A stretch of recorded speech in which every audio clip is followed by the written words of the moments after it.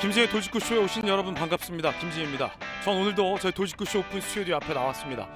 민주당과 조국혁신당과의 합당을 두고 그제는 2인자의 반란이라는 얘기가 나오더니 어제는 김치 싸대기라는 얘기가 나왔습니다.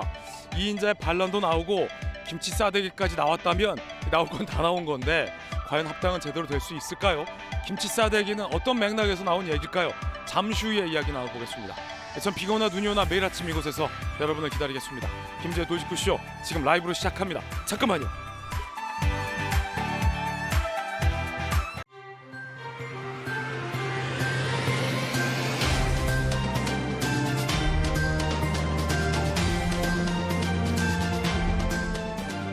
신문 읽어준 남자입니다. 민주당과 조국혁신당과의 합당을 두고 당내에서 이견이 공개적으로 분출되고 있습니다. 얼마 전에는 2인자의 반란이다라는 얘기가 정청래 대표 면전에서 나오기도 했습니다. 그런데 오늘은 김치 싸대기라는 얘기가 나왔습니다. 반란에 김치에 싸대기까지 이런 얘기들 왜 나온 걸지 잠시 후에 이야기 나눠보겠습니다. 오늘 조간신문 4가지 키워드 준비되어 있습니다. 함께 보시죠. 먼저 첫 번째 키워드입니다. 첫 번째 키워드는 뭘까요? 바로 이겁니다. 말미. 경향신문 일면 기사인데요. 함께 보시죠.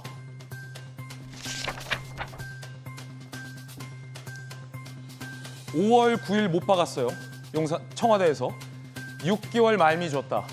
대통령이 다주택자들에게 최후 통첩을 날렸죠.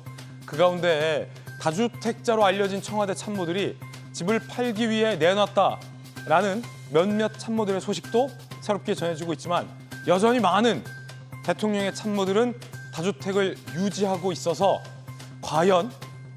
이라는 얘기가 나오고 있습니다. 이번에는 집보다 직을 택할지 궁금하다는 겁니다. 잠시 후에 이야기 나눠보겠습니다. 이어서 두 번째 키워드입니다.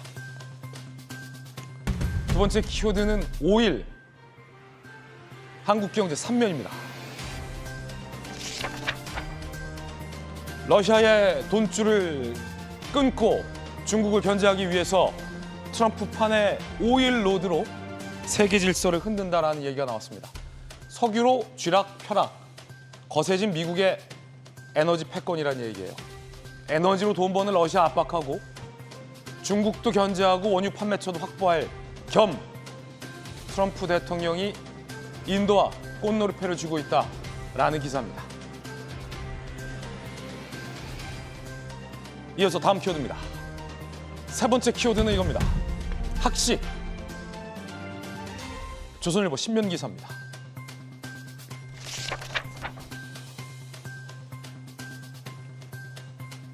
가성비의 추억. 학생 식당이 사라진다. 캠퍼스에서 학식이 없어진다. 상상할 수 없는 일인데 수도권 캠퍼스에서 작년 5곳이 폐업했다고 합니다. 재료비, 인건비 오르자 학생 식대에 타격을 왔다는 겁니다. 한 끼에 10,000원까지 학식이 치솟았다라고 하면 굳이 학식 먹을 필요 없다 이런 얘기가 나오는 거죠. 학생들은 차라리 배달 음식을 먹겠다라고 말하고 있습니다. 한때는 학교에서 공부할 때 30여 끼를 다 학식으로 해결했던 적도 있었는데 그때 학식이 그립군요. 이어서 다음 키워드입니다. 네 번째 키워드는 수어. 서울신문 신면입니다. 교사 목소리 못 듣는데 청각장애 학생 59% 수어 없이 방치돼 있다는 겁니다. 수어의 날 6도를 맞아서 교육 현장을 점검했더니 전남과 강원의 특수학교는 최근 문을 닫았고요. 전국 12곳 중 특수학교 7곳이 수도권에 편중돼 있습니다. 지방에서 살고 있는 장애 아이를 키우는 부모 마음은 타들어갑니다. 그러니 이런 통계가 나오는 거 아니겠습니까?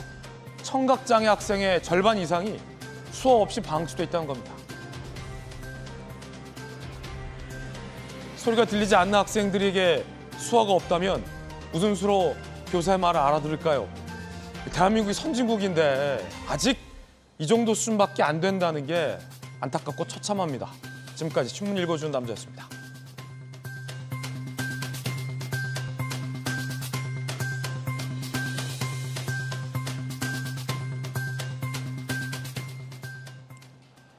오늘 함께 하신 분들 소개해드리겠습니다.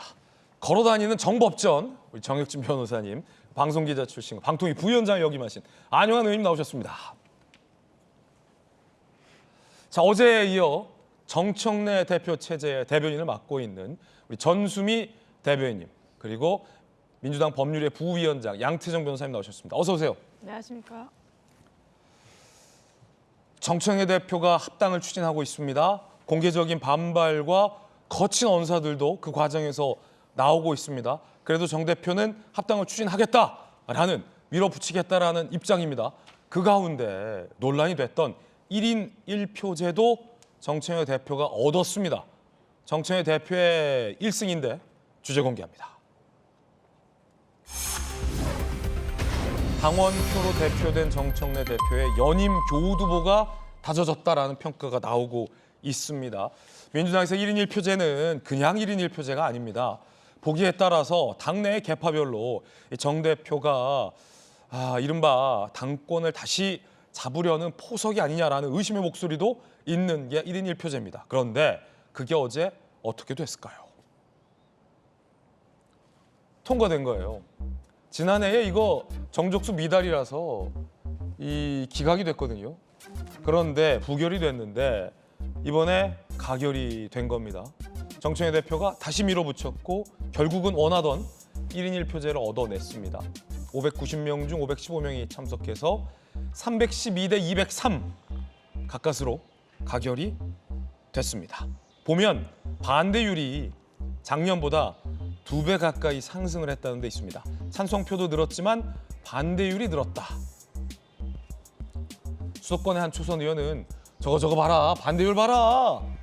작년보다 2배나 늘지 않았냐. 이거는 독단적인 당 운영에 대한 당원들의 불만이 반영된 것 같다라고, 이분은 정청래 대표에게 불만이 있는 분 같아요. 초선 의원은 이렇게 얘기했습니다. 그러자 정청래 대표가 아니, 축구 경기에서 1대 0으로 이기나 3대 0으로 이기나 이긴 건 이긴 거다 라고 얘기했습니다. 1대 0으로 이기나 3대 0으로 이기나 이긴 건 이긴 거다. 말은 맞습니다. 정청래 대표 이렇게 얘기했습니다. 자, 이제 개파가 해체됐다. 개파 보스에 줄 안 서도 된다.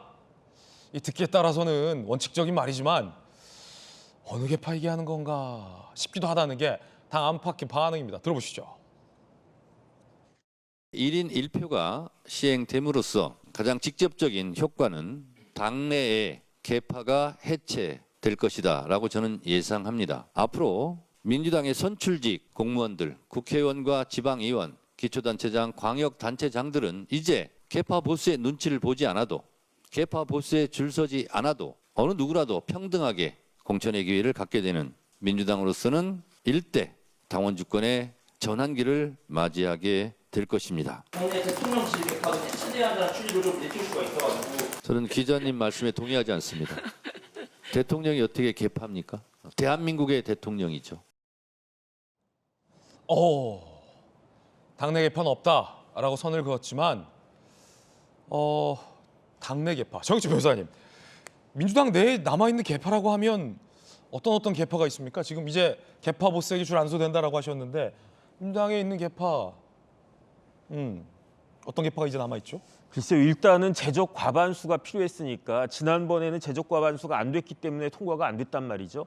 하지만은 찬성률은 제가 지금 계산을 해보니까 72.65%였어요. 그때 통과는 안 됐지만 이번에는 제적 과반수 투표율이 높아져가지고 제적 과반수 넘어가지고 통과가 됐는데 찬성률은 60.58%였어요. 그러니까 지난번에 72%였는데 이번에는 61%로 이렇게 많이 줄어든 것 같은 느낌은 드는데, 여기에 대해서 정청래 대표는 1대 0이든 3대 0이든 이긴 게 중요한 거 아니냐, 이런 이야기를 하지 않았습니까?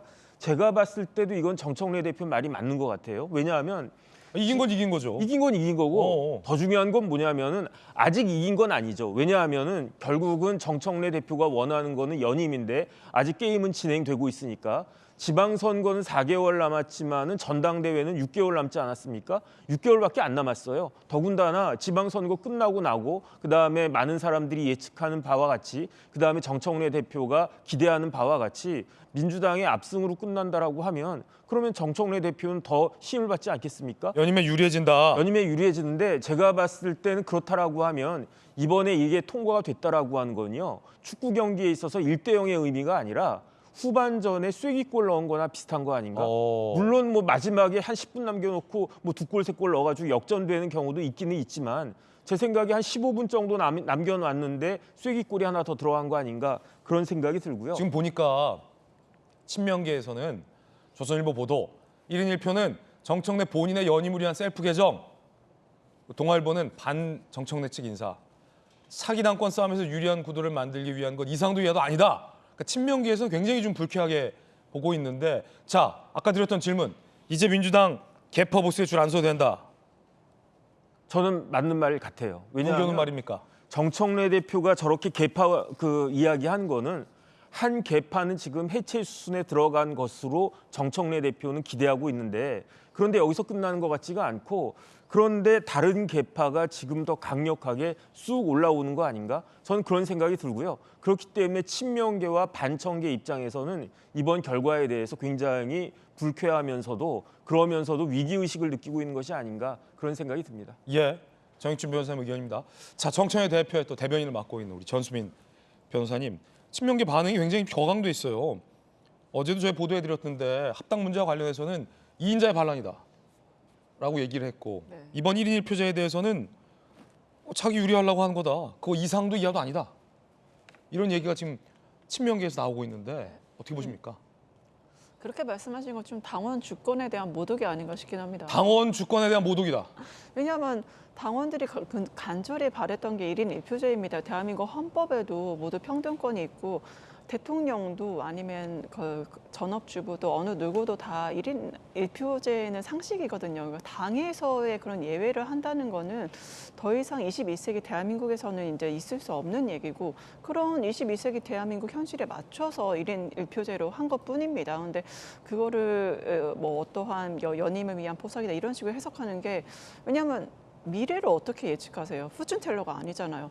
당원들이 정청래 대표를 연임시킬지 어떻게 합니까? 당원들이 스스로의 주권을 행사하는 거지 그때 어떠한 좋은 후보가 나와서 어떤 사람을 선택할지는 어디까지나 우리 당원들의 그 참정권을 행사하는 거지. 그렇죠. 그거를 미리 정청래 팬덤이 있고 다 이렇게 할 거다? 너무나 당원 자체의 수준을 좀 낮게 보시는 게 아닌가. 그때의 좋은 후보, 정말 적절한 후보, 당을 잘 이끌 후보가 나타나면 알아서 잘 투표를 할 겁니다. 근데 그거를 미리 일어나지도 않은 상황을 가정을 해서 그거를 음모론을 제기하는 것 자체가 당에서는 좀 자중해야 되지 않나 싶습니다. 예, 친명계 의원들이 당원 주권에 대한 모독이다. 미래에 일어날 일을 어떻게 하냐라는 또 전수미 대변인의 직격이에요. 이현주 최고가 면전에서 이런 얘기 했었어요. 합당은 2인자, 3인자의 반란이다. 자, 그러자 정청래 대표가 1인 1표제를 통과시키며 개파는 해체됐다. 개파 보스의 줄 안 서도 된다라는 특기에 따라서 의미심장한 발언한 셈이 됐는데 이현주 최고 얘기 들어보시죠. 고대 로마에서는 2인자, 3인자들에 의한 반란이 빈번했습니다. 하늘 아래 두 개의 태양은 있을 수 없다는 것이 진리입니다. 한마디로 이 사안의 정치적 본질은 2인자, 3인자들이 판을 바꾸고 프레임을 바꾸어 당권과 대권을 향한 욕망, 본인들이 간판이 되려는 욕망이 표출된 결과임을 부인하기 어렵습니다. 즉 조기 합당은 민주당의 주류 교체 시도이자 이재명의 민주당을 정청래 조국의 민주당으로 전환하려는 시도라고 보입니다. 심상치 않은 발언들이 나오고 있어요. 안영환 의원님, 네. 이현주 최고가 이렇게 얘기했어요. 합당하려는 건 자기 욕심 때문에 그렇지 이재명의 민주당을 정청래 조국의 당으로 바꾸려는 거 아니냐? 2, 3인자들의 반란 아니냐? 라고 얘기해서 난리가 났지 않았습니까? 그런데 공교롭게 또 정청래 대표가 어제 1인 1표제 통과시키고 나서 이제 민주당에 개파 없다. 개파 보스 눈치 보지 마라. 이거를 따로 들으면 각각 따른 얘기인데 이거를 시계열상 같이 들어보니까 2, 3인자의 반란이다? 야, 개파 없어졌어. 눈치 보지 않아도 돼. 개파가 없어졌단 말은 정청래 개파만 남았으니까 이거 개파가 없는 거나 마찬가지다. 라는 말로도 저는 들리는 것 같습니다. 오. 개파는 없어질 수는 없어요. 민주주의 정당에서 개파가 있는 게 당연합니다. 주류, 비주류, 그것을 개파라는 이름으로 포장했을 뿐이죠. 그리고 이제 민주당에서 저는 저렇게 돌직구 직격탄 나올 줄 몰랐어요. 저 정도 이야기는 반란. 이른바 찌라시에서나 나올 수 있는 그런 이야기인데 최고회의원에서 저 정도 이야기가 나왔다는 것은 민주당 내 분위기가 그만큼 심각하다. 정청래 대표에 대한 반발 세력이 충분히 있다라는 것을 보여주는 것이 한 실증적인 예시가 아닌가 싶습니다. 사실 개파가 없었다는 건요. 현재도 민주당은 지금 모든 선출직 공직자에 대해서 경선을 치르는 것으로 알고 있습니다. 그런데 지난번 선거에서도 일부 지역을 전략적으로 선정함으로써 이른바 찍어서 날려보내는, 그래서 주류에 반대되는 사람을 속된 말로 자르는 그런 역할을 충분히 했었죠. 그렇기 때문에 지금도 그런 의미에서 당원권은 보장되어 있습니다. 그런데 71표제를 통과시킴으로써 개파 보수에 줄 안 써도 된다는 말은 좀 논리의 비약이 아닌가 싶어요. 그리고 최고 사실 실질적인 권한은 공천심사위원회가 있고, 공천심사위원회가 어느 정도 개파 간의 배분에서 들어가는 것이고, 최고위원회도 마찬가지 아니겠습니까? 그래서 개파 보수에 줄 안 써도 된다는 말은 저는 논리적으로 맞지 않다. 다만 지금 민주당 내에서 이현주 최고위원이 말한 말에 대해서 저는 굉장히 주목을 했습니다. 2인자, 3인자가 도전을 하고 벌써 당권, 대권을 노린다. 저는 사실 생각을 할 수가 없어요. 현직 대통령이 아직 임기 초반인데 1년이 되지 않았는데 벌써 권력 누수가 찾아왔나? 레임덕이 찾아왔나 하는 말이 들릴 정도로 최고위원회 석상에서 저런 이야기가 나왔다는 것 자체가 굉장히 민주당 내에서의 분열상이 심각하다, 이런 생각이 들고요. 지금 이제 정청래 대표가 1인 1표제를 통해서 당권에 유리하다, 맞습니다. 당원들한테 압도적으로 인기가 돼 있지요. 지난번 박찬대 전 원내대표와의 당권 경쟁에서 압도적으로 박찬대 그 당시 후보였죠. 후보가 의원들이나 이른바 간부들로부터는 많은 표를 받았음에도 불구하고 일반 당원들한테는 또 압도적으로 정청래 당시 후보가 이겼었죠. 그렇기 때문에 1인 1표제를 하면은 정청래 당대표가 유리할 거라는 건 누가 봐도 삼척 동자가 생각해도 아는 이야기입니다. 그래서 그것을 이제 해석 여부에 따라서 여러 가지가 나올 수 있지만 어찌됐든 정청래 당대표의 뜻대로 당이 움직이고 있다. 이것만 확실한 것 같습니다. 지금 합당을 두고 친명계와 정청래 대표 측이 신경전을 벌이는 가운데 이 친명계의 견제 속에 있었던 1인 1표제를 통과시켰어요. 급기야 저거 봐라, 찬성률 떨어지고 반대율이 높지 않냐라고 했는데 이에 대해서 1대 0이든 3대 0이든 내가 이겼다라면 지금 누르고 가고 있는 건데, 양태정 변호사님, 정청래 대표 기세가 무섭습니다. 1인 1표제도 얻었고, 야, 1대 0이든 3대 0 내가 이겼다, 개파 보수 줄 서지 마라, 합당도 지금 밀어붙이고, 지금 그런데 김민석 총리나 친명계 의원들의 요구는 명확하지 않습니까? 선거 전에 하지 마라. 정청래 대표는 무슨 소리냐, 선거 전에 한다, 이 방침이고요. 사실 이제 1인 1표제는 이재명 대통령이 당대표 시절부터 계속 이제 주장을 해오셨던 부분이기 때문에 그거에 대해서는 사실상 거의 모든 당원들이나 중앙위원들이 동의를 했다고 생각을 합니다. 근데 오히려 저는 이제 중앙위원 득표에서 이렇게까지 반대표가 많이 나왔던 게 오히려 좀 놀랬고요. 다만 이제 합당은 조금 다른 문제라고 생각을 합니다. 왜냐하면 이제 합당은 단순히 당대당 언젠간 합당을 해야 될 거라고 대부분 생각을 하시지만, 지방선거 같은 경우에는 합당을 하게 되면 그 지역에서 이제 지방선거를 준비하시는 분들이 어쨌든 이제 조국혁 신당에서 준비하시는 분들과 또 경쟁을 해야 되는 부분도 있고, 또 그 과정에서 원하지 않든 원하든 결국 이제 일부 이제 출마를 하지 못하거나 본인이 양보를 해야 되는 그런 상황도 생길 수 있기 때문에 사실 합당은 결국 그것도 당원 투표로 결정될 문제긴 하지만 아무래도 그런 건 이해관계 조정이 있기 때문에 그거는 1인 1표제 통과와는 조금 결을 달리해서 그거야말로 정말 당원들의 뜻을 물어봐야 된다고 생각합니다. 합당 신중해야 된다. 네. 이현주 최고 2인자의 반란, 이 말 듣고 정청래 대표가 회동을 가졌습니다. 그런데 설득에 실패했답니다. 그렇죠. 이렇게 설득될 일이었으면 2인자의 반란이라는 말을 하지도 않았고, 회동에서 설득할 일이었으면 그 전에 정청래 대표가 설득했겠죠. 둘 다 마찬가지죠. 오찬 이후 이현주 최고 합당 부적절하다 시기적으로 지방선거에서 합당 안 된다 강북구 최고도 이슈 다 드러난 상황에서 만났다 늦었다 라는 거예요. 정청래 대표의 어떤 설득 시도 자체도 실패했다는 겁니다. 그리고 친명계 의원으로 분류되는 한준호 전 최고위원도 또 기자회견했어요. 합당 안 된다는 겁니다. 선거 전에 안 된다. 거듭 반대했습니다.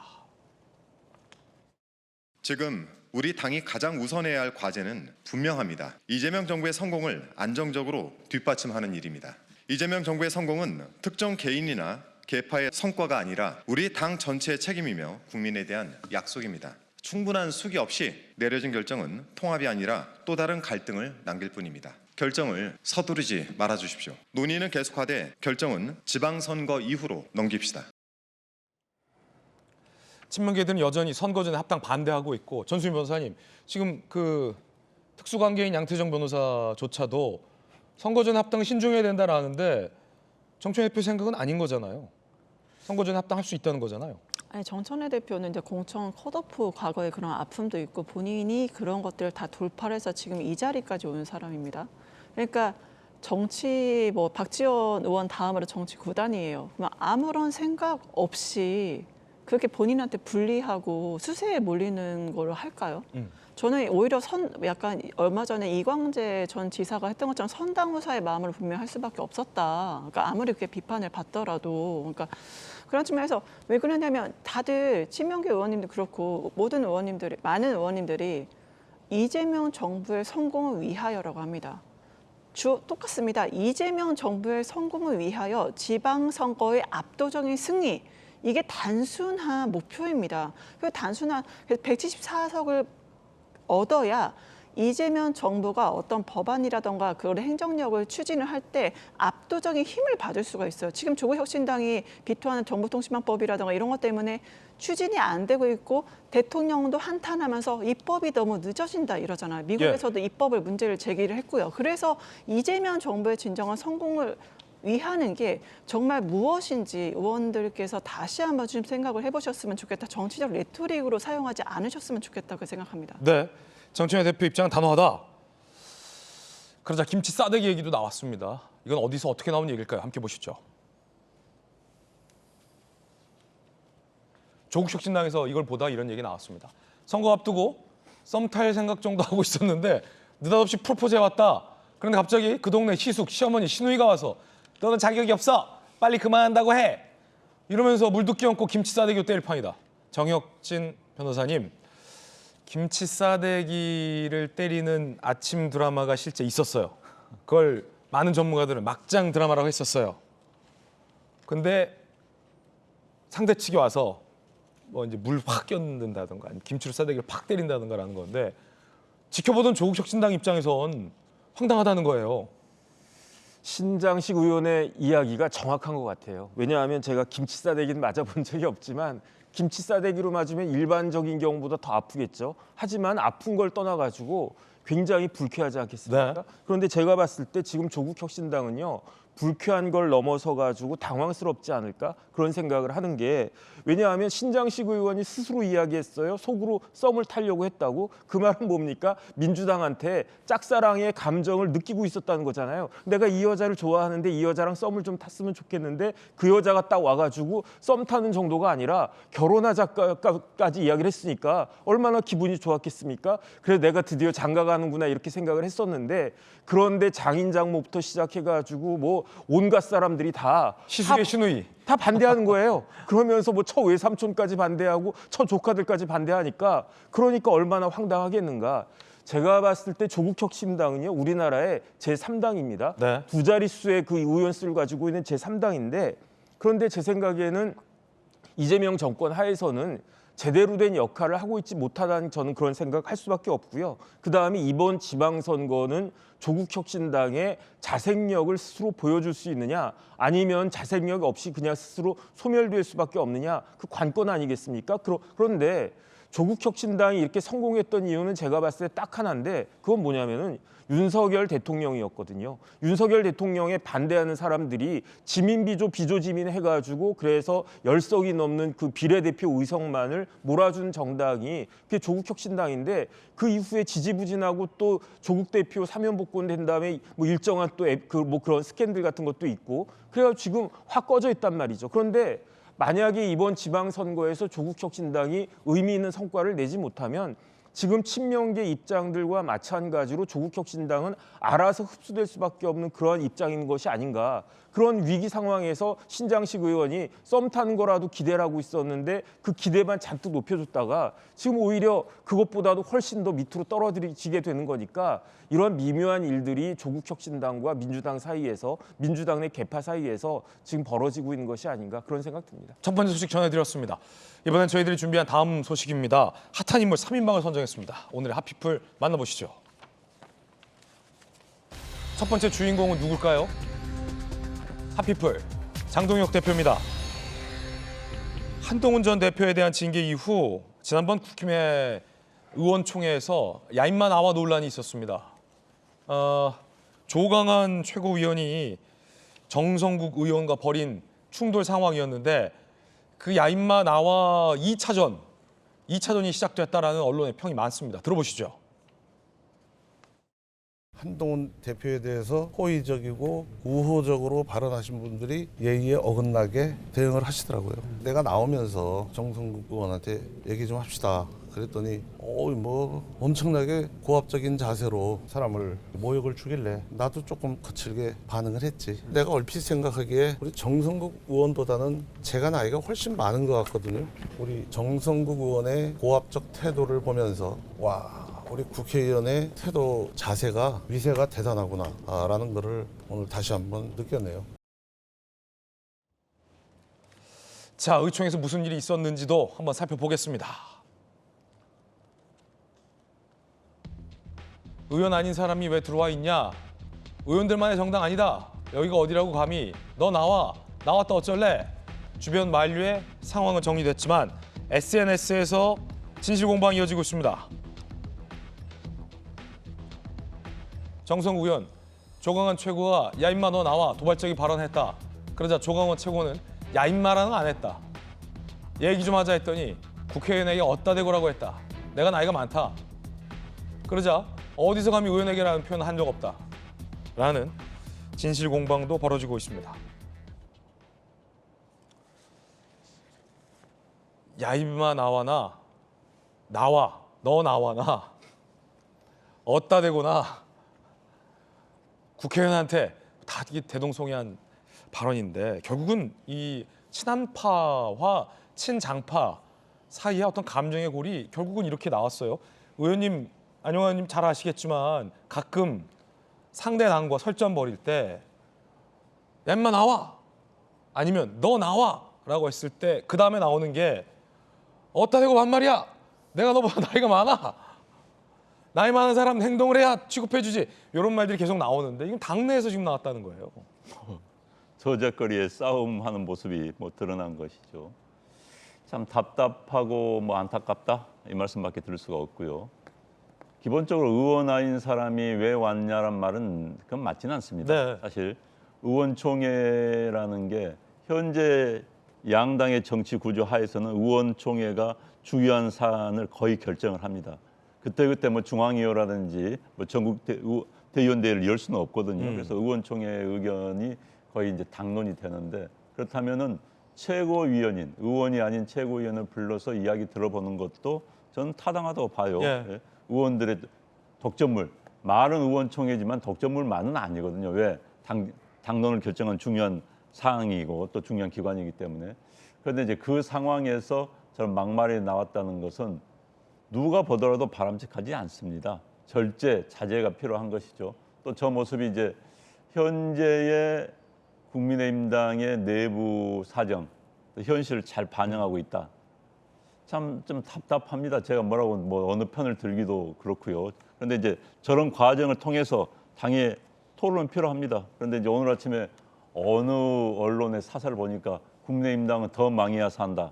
라는 사설을 아주 세게 썼더라고요. 주요 언론사에서. 국민의힘당의 당직자들이 아침마다 보는 어느 신문에서 보면서 전 사 일리가 있다고 생각했어요. 더 당해봐야지 정신 차린다. 공부 20등 하던 애가요, 25등 되면 정신 안 차립니다. 한 50등은 돼야지 정신 차리거든요. 그래서 더 당해봐야 정신 차린다.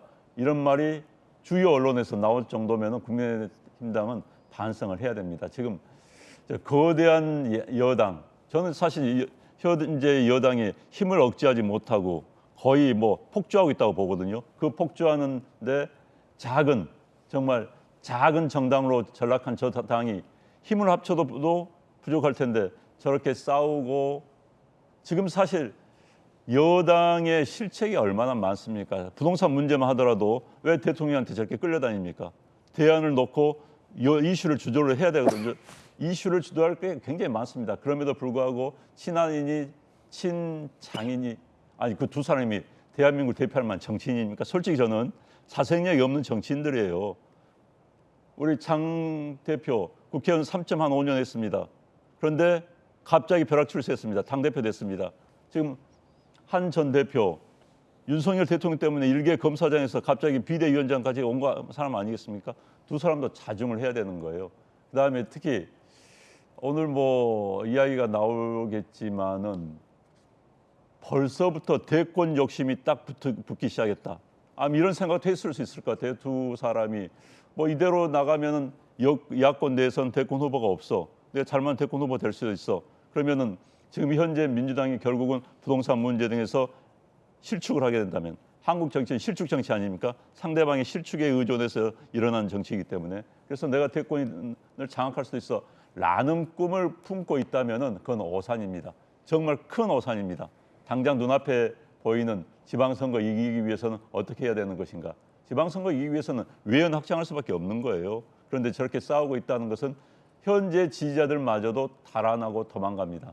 참 국민의힘당 정신 차릴 것을, 저는 구계자 입장에서 정신 차릴 것을 참 간곡히 당부를 드립니다. 네, 양태경 변호사님, 사실 저렇게 이제 공개적인 장소에서 충돌을 벌였으면 보통은 그날 만나서 풀든지 아니면 안 풀었더라도 풀었다고 하고 넘어가는데, SNS에서도 설전이 있어요. 야인마란 말을 했냐 안 했냐, 어따 대고라는 말을 했냐 안 했냐. 야인말을 하든 안 하든 어따 대고라는 말을 했든 안 했든 그 본질과 달라지지 않는 거 아닙니까? 그게 중요합니까? 야인마 어따 대고가?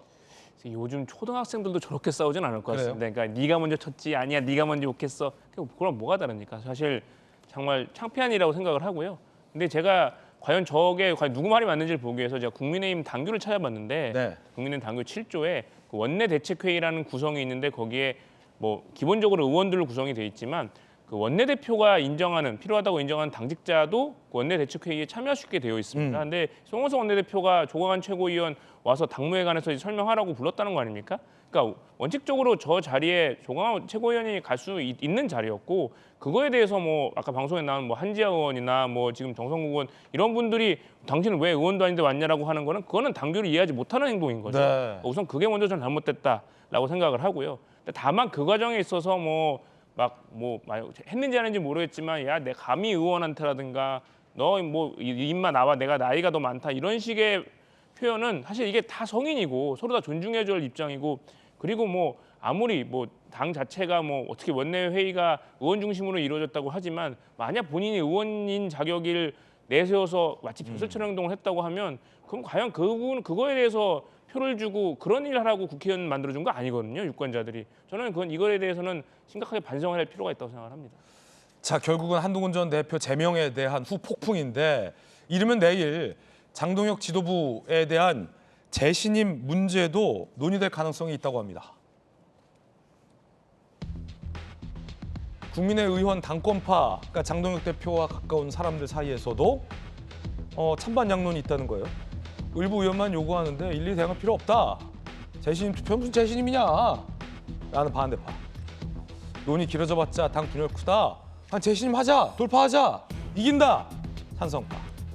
정호석 원내. 필요하다면 의원총회 다시 소집해 재신임 투표 여부 묻겠다. 이르면 내일 의총 열고 재신임 투표 여부를 논의한다? 라는 전망입니다. 이미자 의원 얘기 들어보시죠. 가장 먼저 우리가 해야 할 것은 내부적으로 단합을 해야 되는데 이 단합하는 과정에서 지금 서로가 이제 갈등이 있다 보니까 최소한 재신임이라도 해서 좀 수습하고 가자라고 이제 말씀드렸던 것이고 저는 재신임은 될 거라고 봅니다. 정혁진 변호사님, 특히 이제 친한파에서는 사퇴하라를 요구했고 오세훈 서울시장이 그 중심에 있어요. 친한파는 아니지만 현 사태에 대해서 장동혁 대표가 책임이 있으니 사퇴하라라고 했거든요.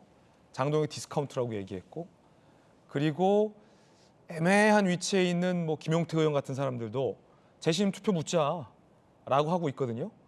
그런데 이제 장동혁 대표 아주 가까운 인사들 사이에서는 이거 무시하고 가자, 무슨 재심이냐라고 또 반대하고 있고, 정혁진 변호사께서 보시기에는 어떻게 하는 게 맞다고 보십니까?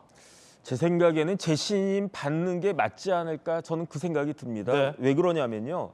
이제 선거가 이제 4개월밖에 안 남았습니다. 이제 자꾸 선거가 다가올 텐데 그런데 오세훈 시장도 뭐라고 이야기했습니까? 당대표 디스카운트가 있는 게 사실이라고 이야기했잖아요. 제가 봤을 때도 그런 측면이 굉장히 많아 보이고 그렇다라고 하면 선거가 가까워지면 가까워질수록 어떻게 되겠습니까? 국민의힘 지지율이 더 올라가야 되는데 제 생각에 과연 올라갈 수 있을까? 그다음 만약에 지지율이 정체가 되거나 떨어지거나 그렇게 되면 이번 그 지방선거에 출마하려고 하는 사람들, 특히 광역자치단체장 그 위주로 해가지고 재신임 요구가 아니 사퇴 요구가 훨씬 더 강해지지 않겠습니까? 그런데 그렇다라고 하면 차라리 지금 재신임을 투표를 하면 그럼 아직까지는 그래도 장동혁 대표에 대한 당내 그 분위기가 그렇게까지 나쁘지 않으니까 재신임을 만약에 이번에 이렇게 받게 되면 미리 예방 주사 받는 듯한 그러한 그 효과도 있을 수 있을 것이기 때문에 만에 하나 그러다가 네네. 재심이 안 돼 버리면 만약에 재신임이 안 되면 지금 재신임이 안 되는데 다음 달, 다다음 달에 재신임이 될 수 있겠습니까? 그렇다라고 하면 사퇴 요구는 훨씬 더 강해지지 않을까 그런 생각이 들어가지고 만약에 제가 장동혁 대표라고 하면 재신임 한번 해보자. 저 같으면 그렇게 할 것 같습니다. 승부수로 거래된다. 네네. 정혁진 변호사의 개인적 의견 전해드렸습니다. 그 가운데 이준석 개혁신당 대표가 국민의힘의 소장파 초재선 의원회 모임에서 이런 얘기를 했습니다. 들어보시죠. 우리가 잘 아는 것처럼 반농담이지만은 저는 우리가 황교안이다를 외칠 때부터 약간 불안했습니다. 여러분, 전쟁입니다. 우리가 황교안입니다. 황교안 대표랑 같은 고민을 같은 시기에 하고 같은 상황에서 탄핵 이후의 전국에서 같은 판단을 하실 것 같습니다. 밖으론 통합을 얘기할 겁니다. 그런데 자신의 잠재적 경쟁자가 될 만한 사람들 빼고 나머지를 다 통합하는 식으로 가겠다고 하실 게 거의 명확하고요. 뭐 어떻게 황교안 대표랑 똑같은 선택을 하면서 다른 결과가 나오기 기대하는지 모르겠지만은 아마 비슷한 결과로 기결될 가능성이 높고 그 지점에서 저는 제가 알고 왜 그 판에 들어가냐 그런 생각을 하는 거죠. 나는 그 판에 안 들어간다 라는 얘기까지 했습니다. 핫피플 함께하고 있습니다. 두 번째 주인공 만나보시죠. 네, 두 번째 주인공은 이재명 대통령입니다. 대통령이 연일 다주택자들을 겨냥하고 있습니다. 집을 팔라라고 강조하고 있습니다. 그 가운데 대통령 주변에 있는 대통령의 왼팔, 오른팔, 뒤팔, 뭐 청와대 참모들이 정작 다주택을 보유하고 있는 다주택자다라는 사실이 알려지면서 논란이 일고 있습니다. 자기들은 안 파는데 누구한테 팔라는 거냐라는 논란인 셈이죠. 그러자 이 질문을 받고 대통령이 뭐라고 답변했을까요? 들어보시죠. 일부에서 정부에 관계된 사람들 중에 다주택이 있는데 니그부터 먼저 팔아라고 시켜야 되는 거 아니냐 이렇게 얘기하는데 저는 이것도 문제가 있다고 생각합니다. 누구한테 이거 팔아라고 시켜서 팔면 그거는 그 정책이 효과가 없다는 뜻이에요. 제발 팔지 말고 좀 버텨줘 라고 해도 팔게 상황을 만들어야죠. 시켜서 억지로 파는 건 의미 없어요. 지금 다주택을 해소하는 게 경제적으로 이익이다라고 합리적 판단이 가능하게 제도를 만들어야죠. 이 말은 굳이 팔라고 시키지는 않을 거다. 그런데 알아서들 판단하라. 라는 뜻으로도 일각에서는 해석이 되고 있는데 본질은 시켜서 파냐 시켜서 안 파냐가 아니라 안영환 의원님 그 사람들이 생각할 때 안 팔면 큰일 날 것 같다고 생각되면 팔 거고 안 팔아도 되겠는데? 라고 생각하면 문재인 정부 때처럼 문재인 청와대 참모들도 안 팔았잖아요. 그러니까 지금 상황에서 뭐 경제적으로 이득이 되니까 팔아라가 아니라 지금 만약 안 팔면은 대통령이 앞으로 만든 정책의 정책 효과를 기대하지 않는다는 거 아니에요. 예. 지금 팔아야만이 대통령의 정책에 대해서 자기가 오케이 찬성한 표를 던지는 거고 안 팔고 있다는 것은 대통령 정책이 안 될 것 같다라는 것을 스스로 믿고 있는 그런 뭐 상징적인 제스처가 되기 때문에 네네. 저 말은 대통령 말은 좀 어폐가 있어요.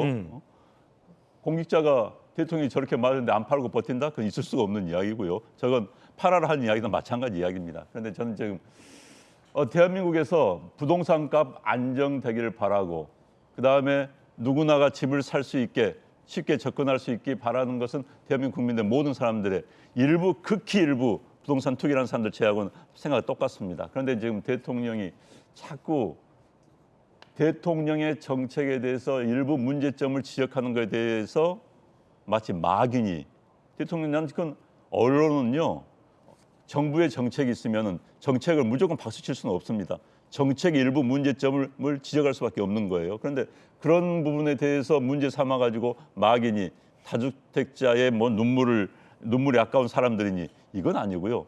지금 국민의힘당 옹호할 생각 없습니다만 국민의힘당에서 공격을 했다. 대통령의 부동산 정책에 대해서 할 수 있는 거예요. 그 사람들이 국민의힘당 사람들이 뭐 다주택자를 편들어서 그건 아닙니다. 선거에 나서는 어느 정당이 다주택자를 편들면서 선거를 나선다? 표를 얻으려고 한다? 있을 수가 없는 겁니다. 똑같이 선거를 의식해서 부동산 정책이 안정되기를 바라지만은 방법론에서 이게 있을 수 있다. 지금 이제 현 정부는 방법론에서 이른바 수요 억제, 집 사려는 사람들에게 세금 물리고 압박해가지고는 수요를 줄이겠다는 거 아니에요. 그렇지만 그 반대되는 쪽에서는 수요 억제가 좀 부족하다. 공급을 늘려라. 공급을 늘리는 방법은 민간 투자가 가능하도록 규제를 완화해야 된다. 그렇지만 좌파 진보 성향에서는 민간 투자 이런 거 하면은 특정인들이 시행업자가 돈 버는 거 아니냐? 그건 막아야 된다. 이 시각의 차이예요, 기본적으로. 그래서 그 시각의 차이에서 비판하고 지적하는 것에 대해서 마저 마치 막연히 뭐 다주택자를 옹호하는 거지 그건 아닙니다. 그건 대통령이 그건 잘못 생각하고 있는 거고요. 기본적으로 정책에 대한 시각이 다르다는 걸 인정을 해야 되는 겁니다. 예. 그래서 상대방의 지적에 대해서도 저런 측면에 대해서도 귀를 기울일 수 있는 그런 포용력 있는 정책을 써야지. 현재 이재명 대통령이 쓰는 방법은 노무현 대통령, 문재인 대통령이 썼던 방법과 거의 유사하게 가고 있습니다. 수요 억제 정책, 대한민국에서 부동산 억제, 제가 노무현 대통령 부동산 정책의 실질적인 피해자예요. 대통령 말 듣고 안 샀습니다. 그래서 쫄딱 망했다는 표현까지 뭐하지만 제가 손해 엄청 봤습니다. 마찬가지인데 지금 대통령 말 듣고 후회 볼 사람 있을 수도 있는 거예요. 그렇기 때문에 대통령이 저렇게 말을 좀 너무 저는 자꾸 이야기하지만 대통령의 언어치고는 너무 거칩니다. 정제된 표현을 써야 되는 겁니다. 그게 지지자들에게는 시원하고 사이다 발언으로 통할 수 있을지 모르지만 그건 성남시장 때의 이재명이지 대통령 이재명이 쓸 표현은 아닌 거예요. 그리고 상대방의 정책 비판에 대해서도 겸허히 받아들이고 검토해 보겠다. 그렇지만 우리의 철학으로는 이게 더 나은 것 같다라고 하는 게 정답입니다. 시켜서 팔면 의미 없다라고 말한 대통령의 이 취지는 어떤 단호함 그리고 다주택자들에게 양도세 중과 유예를 하지 않겠다라는 어떤 의지를 나타낸 것으로도 볼 수 있습니다. 자, 그럼 관건은 다주택자 참모들이 시켜서 파는 게 아니라 자발적으로 과연 몇 명이나 집을 파느냐를 보고 국민들이 정책의 진정성을 따질 수도 있을 것 같습니다. 청와대 참모들의 다주택자 현황 보시죠. 강유정 대변인은 서초구 63억 아파트와 용인 6억대 아파트가 있고 봉욱 민정수석은 성동구 36억대 아파트 지분과 서초구 8억대 다세대 주택이 있고 사회수석은 용산구 32억대 아파트와 강남구 주택 상가 복합 건물이 있고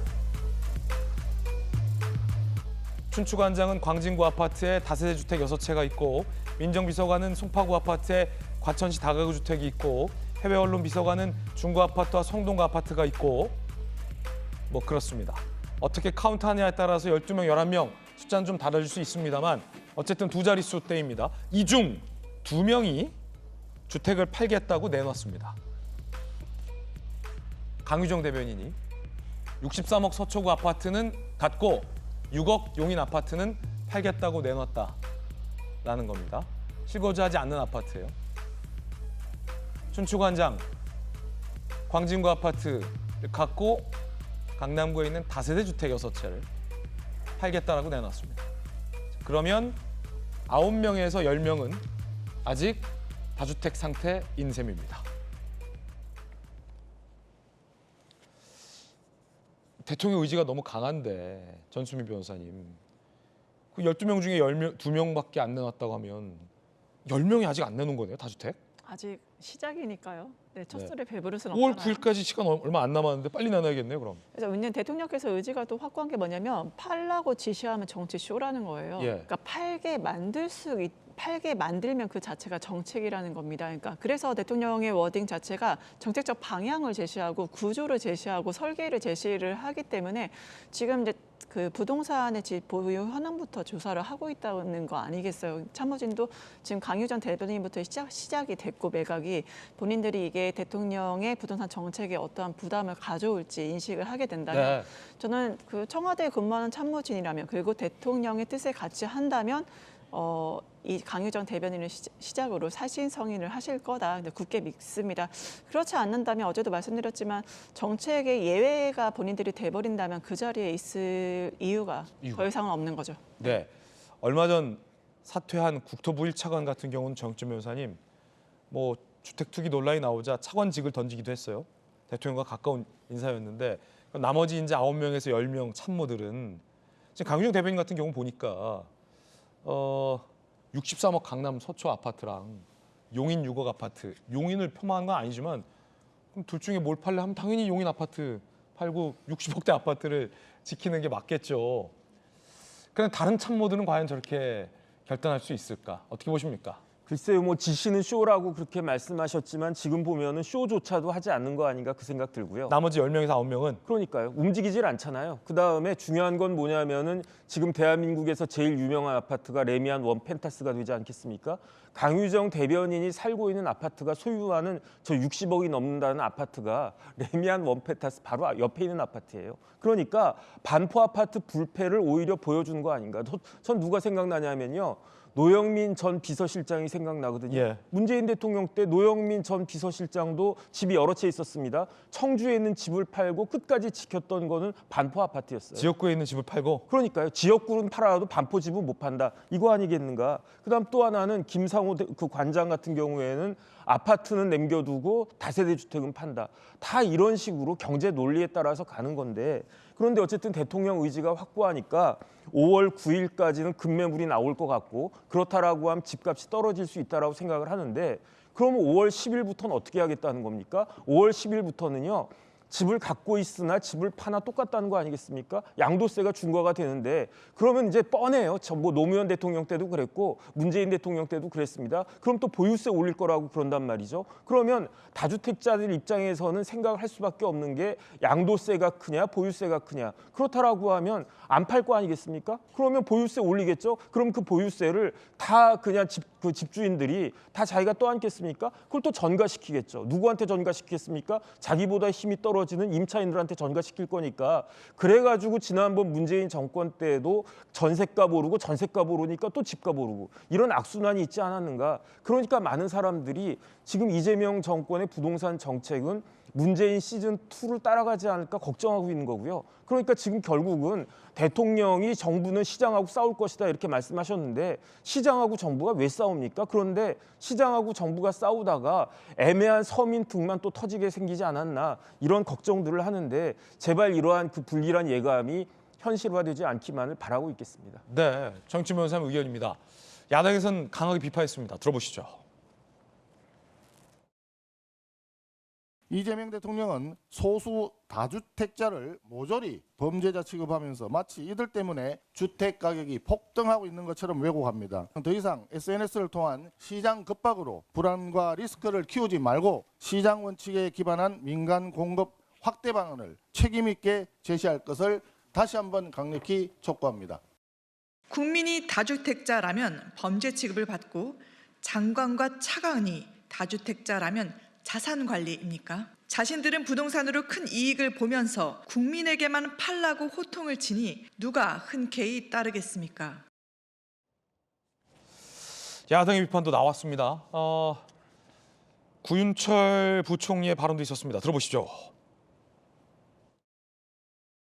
이번이 아마 중과를 피할 수 있는 마지막 기회라고 생각하고 아마 이런 기회를 이용해서 국민들께서 중과를 받으시는 일이 없도록 했으면 좋겠습니다. 이상 보고를 마치겠습니다. 재경부 장관님, 말씀 도중에 아마라는 표현 2번 하셨거든요.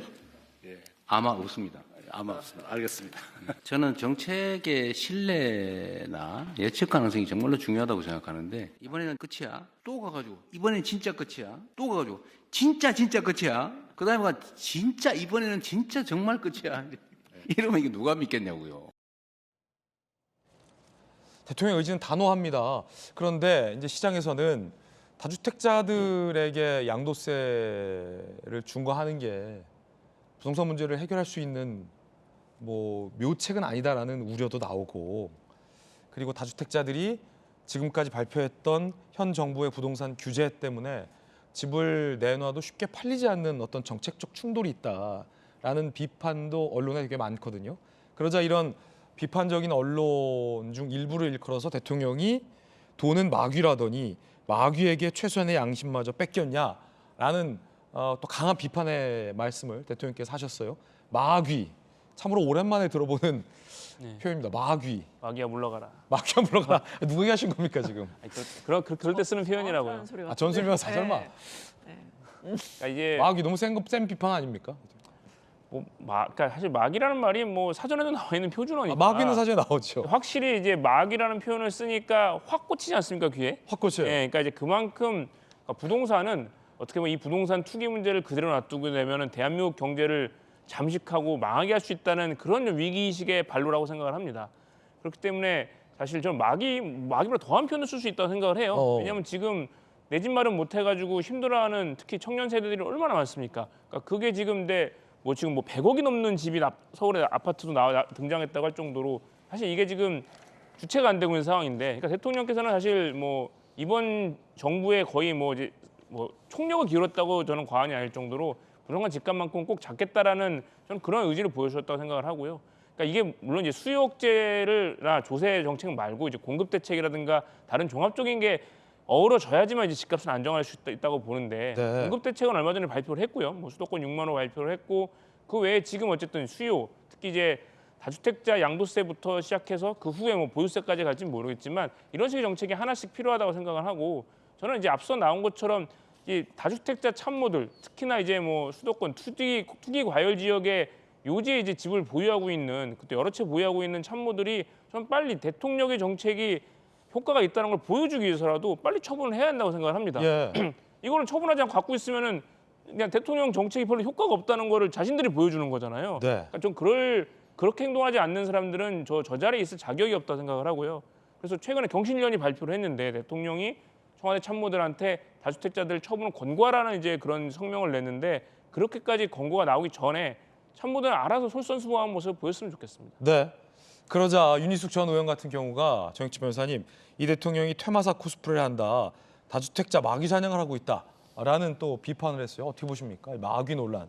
글쎄요, 집 많이 갖고 있으면 마귀입니까? 어떨 때는요, 집 많이 가지라고 그렇게 정책적으로 그렇게 이끌었던 그런 경우도 있지 않았겠습니까? 집 많이 가진 분들에게 이제 임대 사업자로 등록을 해서 많은 양질의 낮은 또 전세나 월세 같은 것을 많이 이제 공급하라라고 했던 적도 있었죠. 그러니까요, 여유가 있는 사람들이 집을 해가지고 그다음에 사업자 등록해가지고 저렴하게 전세 같은 것들 공급해서 집 없는 서민들이 안전하게 좀 오랫동안 안정적으로 살 수 있게끔 해주는 게 그게 정부의 역할 아닌가? 저는 그런 생각이 들고요. 그다음에 졸지에 마귀 취급당했다라고 하면 그러면 우리나라 국민이 아니란 이야기가 될 수도 있는 거 아니겠습니까? 이거는 대통령 말씀으로서는 너무 과하다 그런 생각이 들고요. 그다음에 어쨌든 중요한 거는 결과로 보여줘야 되는 겁니다. 제 생각에 지금 이러이러하게 하면은 큰일 날 것이다 이렇게 말씀하시기 전에 조용히 정책을 잘 세워가지고 지금 다락같이 올라가 있는 저 집값들을 좀 정상화시키는 게 이렇게 필요하고, 그렇게 결과가 나온 다음에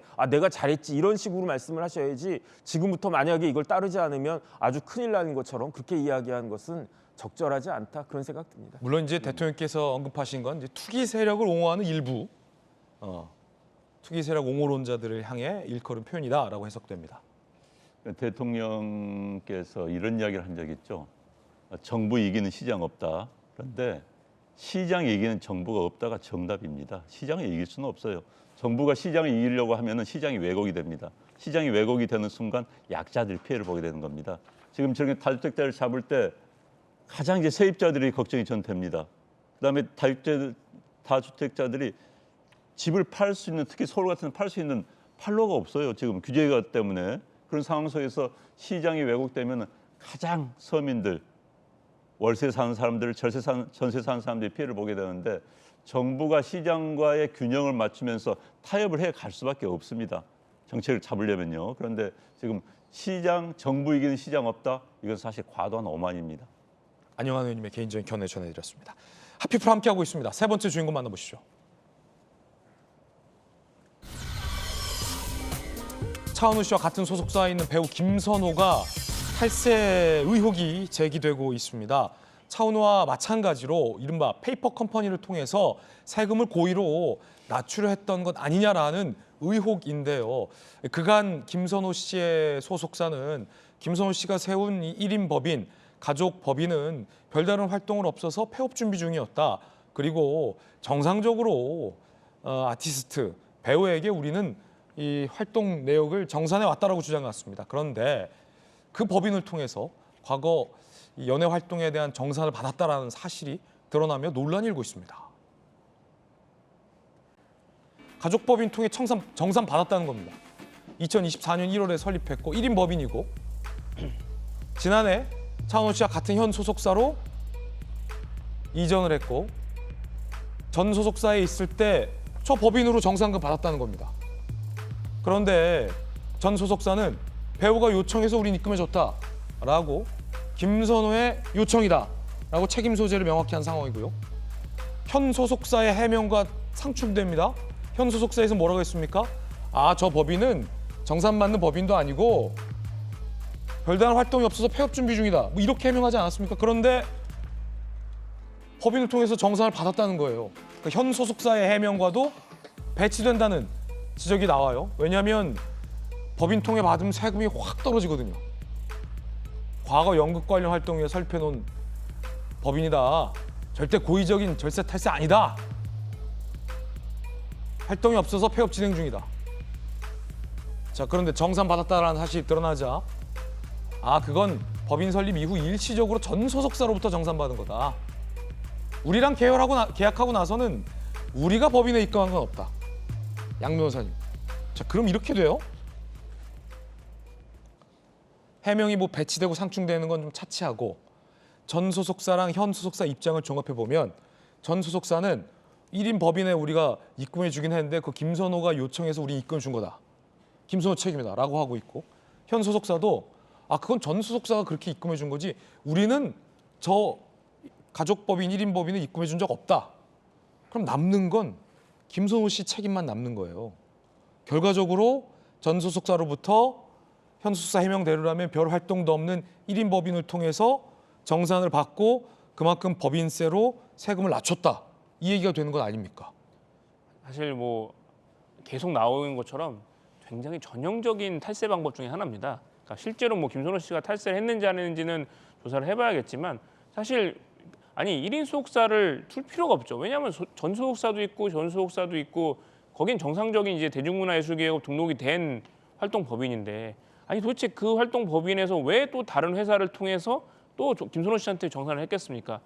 법인이 소속사 입장에서는 그거를 뭐 김선호 씨 본인한테 개인으로 주나 법인한테 주나 어차피 비용 처리면에서는 똑같거든요. 그렇기 때문에 당연히 뭐 소속 아티스트 배우가 원하는 대로 해줄 수밖에 없었던 거고 그런데 그 과정에서 그 받은 돈을 다시 이제 뭐 김선호 씨한테 줬다고 하면은 그 법인이 뭔가 역할이 있었을 텐데 사실 근데 지금 나오고 있는 뭐 기사나 이런 내용을 보면은 실제로 뭔가 과연 뭐 얼만큼 그 아티스트의 활동을 지원을 하고 했는지 모르겠어요. 그리고 실제 아티스트 활동 지원도 하고 뭔가 이제 뭐 백업이라든가 무슨 뭐 그런 이제 소속사 역할을 했다고 하면 왜 전 소속사는 왜 두는 건가요? 전 소속사에서는 그러면 소속사를 2개를 뒀다는 건데 보통 소속사들이 저런 스타를 둘 경우에는 전속 계약을 합니다. 즉 여러 개 소속사를 두지 못하게 하고 있는데 그 계약에도 저는 아마 전속 계약 내용이 있다고 하면은 그것도 거의 거짓이라고 생각을 하고요. 사실 이런 식으로 법인세율과 소득세율의 차이를 이제 어떻게든 줄여가지고 이제 세금을 덜 받으려고 하는 고소득자들의 일종의 이제 탈세 방법인데 저는 이번 일을 계기로 좀 근절됐으면 좋겠습니다. 네. 소속사가 있는데 굳이 1인 법인을 세운 것도 석연치 않고 현 소속사 설명대로 그 법인이 별다른 활동을 하지 않았는데도 정산을 받았다라는 것이 확인되면 그게 탈세다라는 게 양태정 변호사님의 시각입니다. 그런데 또 다른 의혹도 있어요. 함께 보시죠. 주소지가 용산구 김선호 씨 자택으로 돼 있다는 거예요. 차은우 씨는 장어집으로 돼 있었죠, 부모님이. 그러니까 이게 페이퍼 컴퍼니 아니라는 거고, 대표이사도 본인, 사내이사가 부모님. 고액의 월급을 수령한 건 아니냐, 법인카드로 가족들이 생활비나 사적으로 쓴 거 아니냐라는 의혹까지 지금 제기됐습니다. 전수인 변호사님, 추가 의혹도 있어요?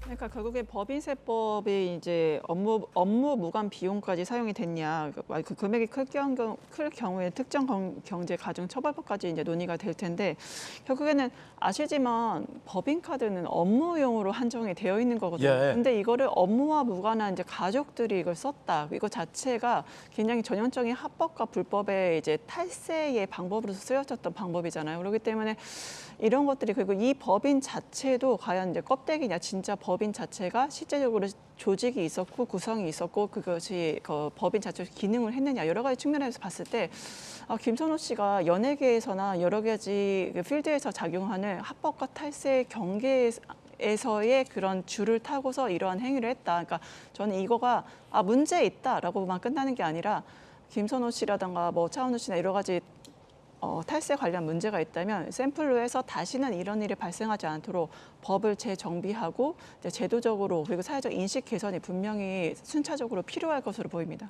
예. 그 가운데 심지어 이 법인이 대중문화예술기획업에 등록도 안 한 법인이다라는 사실도 논란입니다.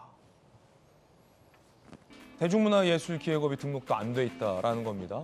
이 법의 위반, 2년 이하 징역 가능성도 나오고 있다는 거고, 광고계의 손절 움직임도 포착됩니다. 협업 의류 브랜드 티저 영상 비공개, 공개 예정 차기작,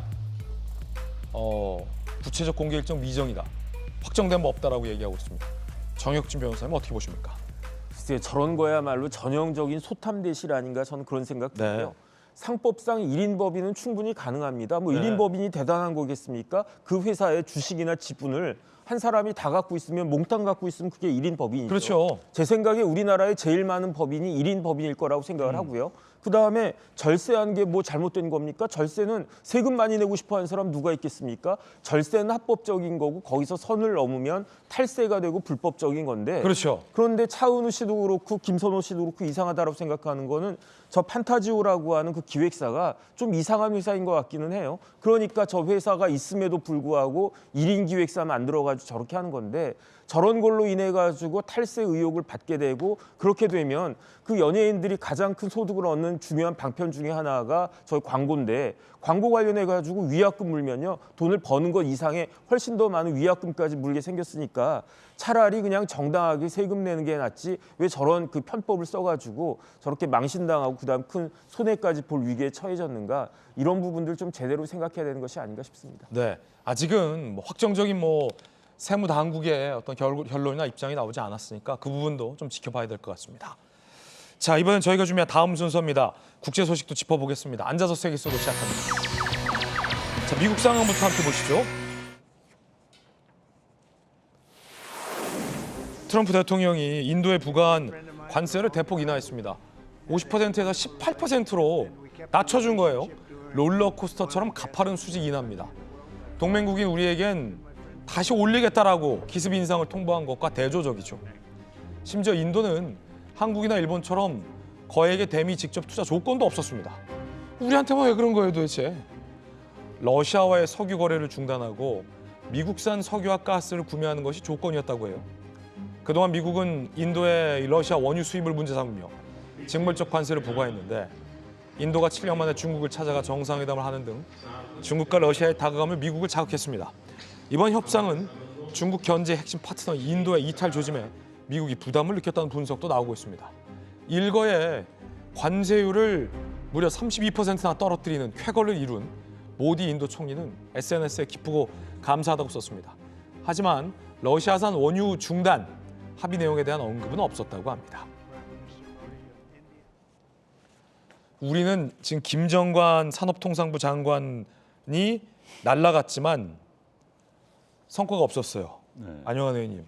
그래서 외교부 장관도 지금 날아간 상황인데 이게 좀 야속합니다. 안영환 의원님 좀 답답하기도 하고.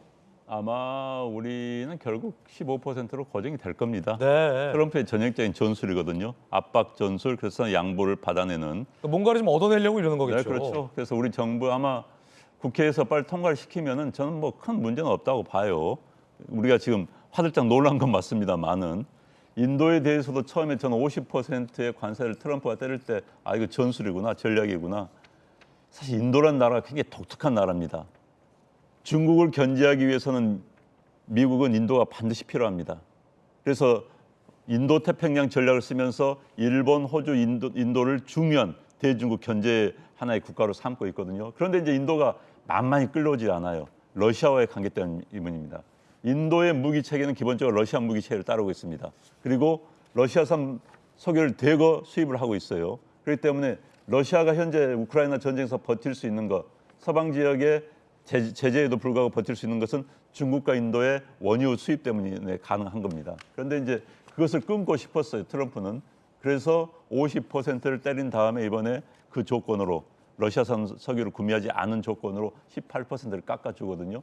그러니까 지금 현재 미국 정부의 그 수치는 명확합니다. 동맹국에게는 유럽, 한국, 일본 같은 동맹국에게는 15%, 기타 동맹국이 아닌 나라들에 대해서는 약간 상위 이런 전략을 쓰고 있는데 인도 입장에서 본다면 이제 원위치로 돌아온 겁니다. 다만 인도는 다시 한번 트럼프에게 꼬인 것이죠. 그래서 아마 미락을 했을 겁니다. 지금 발표된 것 외에도 모디 총리가 앞으로 미국의 정책에 대해서 잘 따르겠다. 중국 견제에 대해서 잘 따르겠다. 사실 중국과 인도는 라이벌 관계입니다. 그럼에도 불구하고 러시아와의 관계 때문에 모디 총리가 러시아를 축으로 한 또 친중 노선을 일부 걸어왔거든요. 그것을 이제 떼내기 위한 중국 측에서 아예 떼내기 위한 미국의 전략인데 그 전략이 통했다라고 보여지는 거고요. 18% 많이 깎아줬습니다. 트럼프의 전략의 승리입니다. 네. 그런가 하면 많은 보도에 따르면 우리 측에게는 이 미국 내에 원전 건설을 제한했다라는 얘기도 나옵니다. 결국 이걸 얻어내기 위해서인가라는 어떤 의구심을 계속 우리가 알아가는 과정이에요. 현 정부도. 원전 건설 프로젝트 제한, 일본과 비교해서 압박이 있었다라는 보도가 지금 나왔습니다. 여권의 고위 관계자, 지속적으로 에너지 분야에 대한 대미 투자를 요구해온 미국이 자국 내 원전 건설을 제한했다. 인도에게 압박한 것도 크게 보면 결국은 이 에너지 분야에 대한 어떤 패권 경쟁과 관련한 내용이었습니다. 자, 앉아서 세계 속으로 함께하고 있습니다. 두 번째는 캐나다로 가보겠습니다. 캐나다에 거주 중인 한인 동포 이태성 씨가 우리 돈 160억에 달하는 복권에 당첨됐습니다. 어머나, 지난해 10월 행운의 번호 7개를 모두 맞추며 단독 잭팟의 주인공이 된 겁니다. 이 씨는 한동안 당첨 번호를 확인하지 않고 있다가 뒤늦게 당첨 사실을 알게 됐다고 합니다. 단숨에 고액 자산가 반열에 오른 이 씨. 결과를 알았을 때 큰 충격을 받았다고 하죠. 믿기지 않아서 다시 한번 스캔해본 후 비로소 기쁨을 가족들에게 알릴 수 있었다는 겁니다. 현지 매체 역시 최근 몇 년 사이 한인 동포가 거둔 최대 규모의 복권 당첨 사례로 보도를 했습니다. 당첨금 사용에 대한 계획도 나왔어요. 우선 주담대부터 다 갚겠다라는 겁니다. 그리고 오래된 차를 교체하겠다. 똑같아요. 그리고 오랜 바람, 한국에 계신 어머니를 만나러 한국에 오겠다라고도 소감을 밝혔습니다.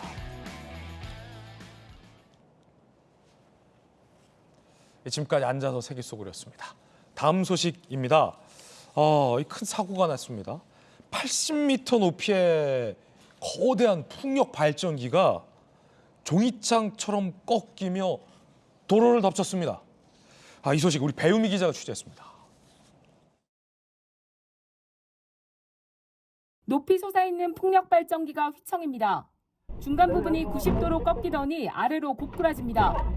파편들이 사방에 날아들고 근처에 서 있던 차량은 다급히 후진해 현장을 피합니다. 가락거리면서 소리가 나면서 이제 보니까 쭉 쓰러지고 있길래 놀라서 쭉 뒤로 빠지고 있던 상황이었습니다. 80m 높이 풍력 발전기가 쓰러지는 사고가 난 건 오후 4시 40분쯤. 인근에 차나 사람이 없어 인명피해는 없었습니다. 부서진 발전기 잔해들이 도로를 넘어 인근으로 떨어졌는데요. 5톤이나 되는 이 날개는 100m 아래 캠핑장으로 날아왔습니다. 사고가 난 풍력발전단지엔 지난 2005년부터 발전기 24기가 운영돼 왔습니다. 20년 넘게 사용되면서 7기는 신형으로 교체됐고 사고 발전기를 포함한 나머진 철거가 논의되고 있었습니다. 영덕군은 발전기 날개가 찢어지면서 사고가 난 걸로 보고 있습니다. 당시 바람은 순간풍속 초속 12m 정도로 아주 강하지 않았고 지난해 6월 안전점검서도 별 이상은 없었습니다. 미국 글로벌사를 통하여 별도 종합적인 안전검사가 있었던 것으로 지금 문제가 됐던 뭐 블레이드나 타워와 관련하여서는 특별한 사항이 없었던 것으로 지난해 전남 화순에서도 127m 높이 풍력 발전기가 쓰러지는 사고가 난 바 있습니다. 채널A 뉴스 배유미입니다. 자, 강력 사건의 단서와 이 또 법적인 쟁점을 풀어보는 시간입니다. 돌직구 강력반 전국민 법 선생님, 엘리트 검사 출신의 김우석 변호사님 나오셨습니다. 안녕하세요. 선생님 어서 오세요. 네, 반갑습니다. 법 선생님 김우석 변호사님과 함께 풀어볼 첫 번째 사건은 어떤 걸까요? 이겁니다. 저는요 진짜 깜짝 놀랐는데 방금 우리 배우미 기자의 리포트 보셨던 것처럼 80m 높이의 거대한 풍력 발전기가 이렇게 종이장처럼 도로를 덮친 겁니다. 이거 어쩌다 이렇게 된 걸까요? 함께 보시죠. 80m 높이. 와, 풍력 발전기. 준공 20년 이상 기종. 지난해 6월에 안전진단도 받았던 거예요. 기둥이 접혔어요. 저렇게 접히면 안 되는데. 도로를 덮쳤습니다. 순간 풍속 초속도 12.4m. 그러니까 가동 중지 기준에도 못 미쳤다는 겁니다. 그런데 왜 이게 접혀서 도로까지 덮친 건지가 미스테리입니다. 의문입니다. 변호사님. 네. 안전검사 때는 괜찮았나 보죠? 뭐 그런 것 같습니다. 네. 네, 이게 안전 진단이라는 게 저희가 이제 뭐 검사 시절에 청와대에 잠깐 근무했었던 적이 있었는데 네. 그때 이제 이런 세월호 사건 바로 직후였어가지고 안전에 대해서 엄청나게 관심이 많았고 청와대에서도 저 그때 민정수석실이라는 곳에 있었는데 안전 점검하는 곳에 이제 나가봤던 경험이 있습니다. 근데 이제 이게 나가 보면 안전 점검하고 안전 진단할 구조물들이 정말 많아요. 엄청나게 많고 이거를 언제 해야 되는지 그리고 점검이 과연 제대로 될지 이런 이슈가 사실 있습니다. 그렇죠. 이게 보면 정밀 진단을 해야 될 때랑 그냥 대충 눈으로 볼 때랑 이렇게 되게 여러 가지가 있는데 이게 솔직히 이제 약간 인적, 물적 역량의 한계 이런 게 좀 있는 것 같아요. 이렇게 얼핏 보면 괜찮은 것 같은데 미처 체크하지 못한 부분들이 사실 생기는 거거든요. 근데 그럴 때 이제 뭐 자, 정밀 진단해야 될 때는 진짜 제대로 정밀 진단을 해야 되는데 그냥 막 지나가듯이 지나가는 경우가 종종 있는 것 같아요. 이게 이런 게 좀 아쉽고 이게 또 한편 생각해 보면 뭐 멀쩡했는데 갑자기 나빠질 수도 뭐 물론 있긴 있겠죠. 그런데 이게 뭐 정밀 진단한 지 얼마 안 되는데 이런 일이 생긴다 이게 약간 좀 이상하고 그렇군요. 진단 제대로 되는지 이건 좀 제대로 봐야 될 것 같습니다. 진단을 과연 얼마나 제대로 했는지를 파헤쳐봐야 한다라는 부분을 짚어주셨어요. 자, 두 번째 사건도 살펴보겠습니다.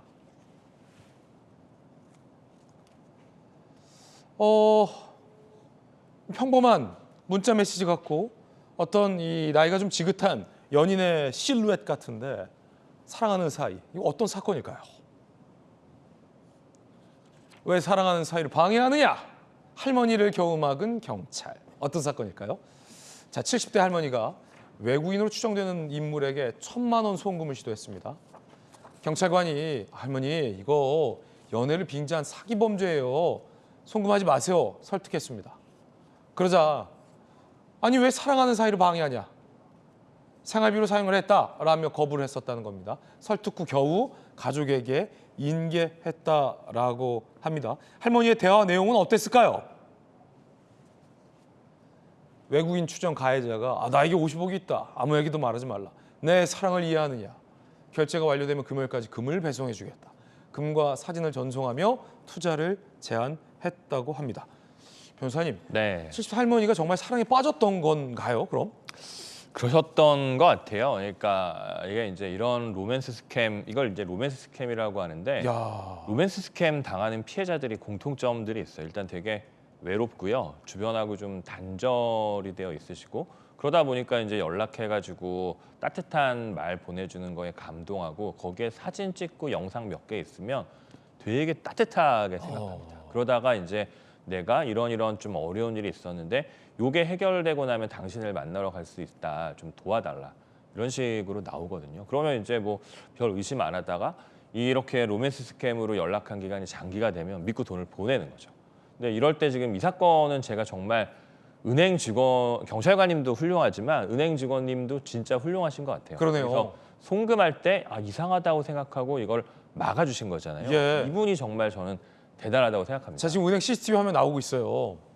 네, 이게 지금 보이스피싱이 워낙 많이 발생하다 보니까 금융당국에서 은행 직원들한테 의무를 부과하기 시작했어요. 이게 송금하는 목적이라든가 좀 이상하다 싶으면 확인하고 그거를 보고하고 필요하면 거래 정지를 시키거나 그 이체하는 거를 보류시키거나 요럴 수 있는 권한을 줬거든요. 그리고 이걸 제대로 안 하면 이게 의무입니다. 의무를 제대로 이행 안 했다는 걸로 은행 직원한테 제재가 갈 수 있도록 만들었어요. 그러니까 그런 효과로 이번에 이제 할머니 피해 보는 걸 막은 거죠. 네. 은행 직원도 대단하고 끝까지 설득한 경찰관님도 대단하신 것 같습니다. 변호사님 검사 시절에 이 네. 로맨스 스캠이나 이런 사건도 보셨을 거 아니에요. 네. 근데 이게 사람이 이렇게 쉽게 속을 수 있나? 첫 번째. 두 번째, 사랑의 감정을 이렇게 실물로 만나지 않고서 느낄 수 있나? 전 이 두 가지가 항상 의문이에요. 네, 그러니까 이게 비대면이 이제 일상화된 시대라는 게 되게 큰 것 같아요. 이게 보면 그 로맨스 스캠도 그렇고 로맨스 스캠 아니라 다른 보이스피싱도 그렇고 피해자들이 속았다는 내용들을 들어보면 되게 황당할 때가 되게 많습니다. 아니 이런 거에 속나 싶을 때들이 되게 많아요. 예. 근데 여기서 보면 약간 가스라이팅 같은 거를 해요. 누구한테 말하지 말아라. 당신과 나와의 뭐 중요한 비밀이다. 뭐 이 사람 같은 경우도 얘기를 하는 거죠. 내 사랑을 이해하느냐 뭐 이런 멘트들. 그러니까 이게 보면 타겟이 70대 할머니시잖아요. 혼자 계시고 사회랑 접촉이 좀 많이 없으시고 그리고 이런 분들 같은 경우에 뉴스나 이런 거에도 관심이 없으실 경우가 많습니다. 그러니까 잘 모르는데 이런 일이 있는데 나한테 이렇게 따뜻하게 이러면 넘어가는 거죠. 근데 이런 그 힘든 사람들의 감정을 속여가지고 사기를 친다는 게 그래서 나쁜 거고 로맨스 스캠은 적발되면 엄벌합니다. 로맨스 스캠은 다른 보이스피싱과 다르게 더 처벌합니까? 똑같이 엄벌하죠. 보이스피싱 똑같이? 자체를 엄벌하는 거고요. 근데 이게 로맨스 스캠이든 보이스피싱이든 이걸 보면 피해자도 이런 식으로 뭐 잘 모르고 당하지만 어떻게 생각하면 평균적인 정상인도 이게 가해자로 연루되는 경우도 많이 생겨요. 이거 무슨 말씀이십니까? 그러니까 저는 이제 변호사를 하니까 저희 사무실에 어떤 분이 오셨는데 네. 국내에 이름만 들으면 알만 엄청 큰 대기업에 나오셨어요. 재산이 몇십억 대요. 퇴직연금 엄청 많이 받아요. 근데 퇴직하고 나서 무료하셔가지고 취업박람회 같은 데 가신 거예요. 그랬더니 이제 거기서 이력서 넣어놨는데 갑자기 연락이 왔어요. 이런 일자리 해보래요. 그래서 하면서 했어요. 그러면서 뭐 이런 거 조사 같은 거 해보세요. 뭐 이런 거 하다가 이거 돈 좀 갖다 주세요. 뭐 이런 거 하면 걸린 거예요. 이게 보이스피싱의 현금 전달책이었어요. 멀쩡한 엄청 좋은 학교 나오시고 엄청 큰 회사 다니시고 거기서 직위도 이사급 지위 하신 분이에요. 근데 이렇게 속아 넘어가요. 근데 이게 참 큰 문제고 이거 속지 않으려면 면밀하게 세상 돌아가는 거 귀 기울이고 뉴스도 보고 돌직구 보셔야 됩니다. 맞습니다. 특히 돌직구 수요일에 전국민 법 선생님 김우석 변호사와 함께하는 또 이 강력반을 꼭 보셔야 합니다. 의심하고 의심하셔야 됩니다. 해당 경찰관 이야기 할머니를 설득한 경찰관입니다. 들어보시죠. 사기의 수법임을 설명하면서 지속적으로 설득한 끝에 손에 처단할 수 있었고 보호자에 대해 안전하게 얘기할 수 있었습니다. 경찰은 어떤 신고도 가볍게 여기지 않으니 유관기관과 은행 직원, 시민 여러분들의 적극적인 신고를 당부드립니다. 자, 강력반 함께하고 있습니다. 세 번째 사건 만나보시죠. 세 번째 강력 사건은 파리의 재즈 클럽 출장? 파리의 재즈 클럽에 왜 출장을 간가 의문인데요. 어떤 사건인지 함께 보시죠.